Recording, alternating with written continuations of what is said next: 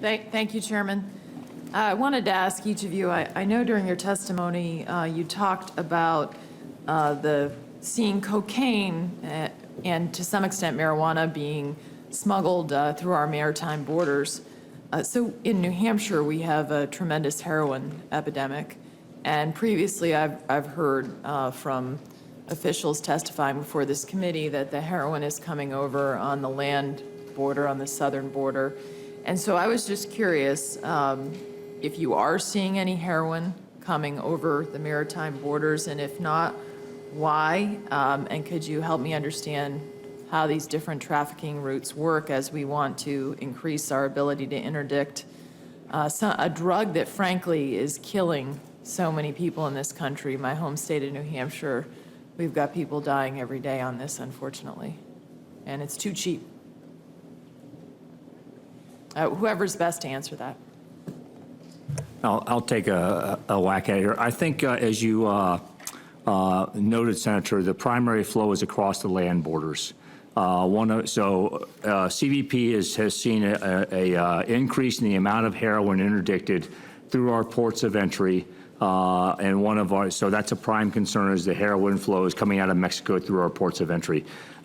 Just as an example, another problem that we have is we have a lot of aircraft each year that fly up to the border and they land short, they drop off drugs. This is a typical load here of an aircraft that was interdicted in Mexico off of CBP information. It had 389 kilos of meth, 79 kilos of cocaine, 79 kilos of white heroin, 1.5 kilos of black tar heroin. So there's definitely a high flow of the heroin, more so than we have seen in years past. It is a problem that we're working against. And I'm sorry, go ahead, Admiral.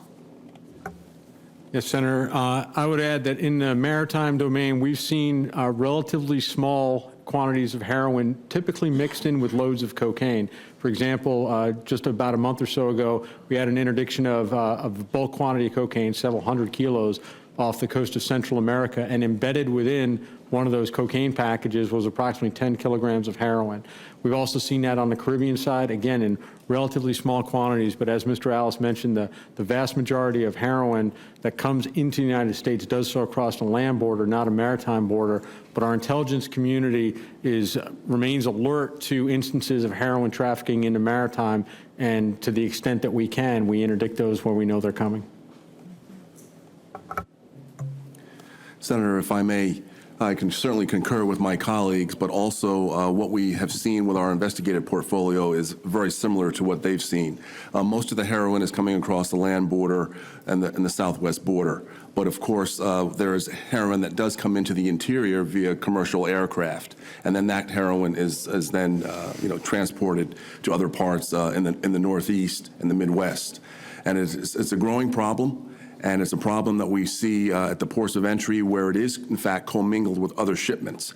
You might have a shipment of legitimate goods that might have heroin inserted inside them through containerized cargo. And that's where our bests have been very, very effective. Over the past couple of years, we have seen a lot of commingled shipments, and the number of commingled shipments at our ports of entry are increasing. And to address this, I've also spoken with General Kelly, the commander of Southern Command, about this issue as well, in coordinating because he has real concerns that this network also can be used for terrorist activity, as you've discussed with the chairman. And what is it that you need to increase interdiction? Is it more planes, more people? What do we need to understand? Because we have a terrorism threat, we have the drug threat, all of which is bad for our country. Senator, I think we have done an effective job, and we can always do better, of course, but we have coordinated our efforts both from the investigative perspective and the operational perspective, and also through the sharing of intelligence information. In the Department of Homeland Security, the National Targeting Center, which is at CBP, is a place that all this information is vetted and reviewed, and that has been a great source for our investigative efforts as well. And we've joined CBP in our efforts in assessing that information that we get from all around the world, not just domestically, so we can use our resources smarter.